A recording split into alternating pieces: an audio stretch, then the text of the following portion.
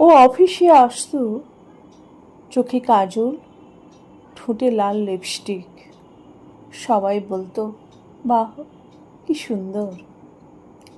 একদিন হঠাৎ ও এলো মেকআপ ছাড়া, ক্লান্ত মুখ, ঘুমহীন চোখ।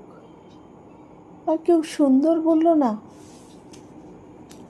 সেদিন ও নিজের ডেস্কে বসে বলেছিল, আজ আমি যেমন আছি তেমনই এসেছে, লুকিয়ে রাখার মতো কিছু নেই আর।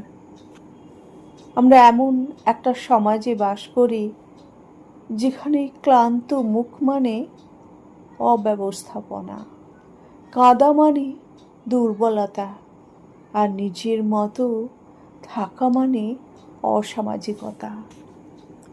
একটা মেকআপ ছাড়া মুখ যখন সাহস নিয়ে অফিসে আসে, সেই দিনটা আসলে ইতিহাস হয়ে থাকে।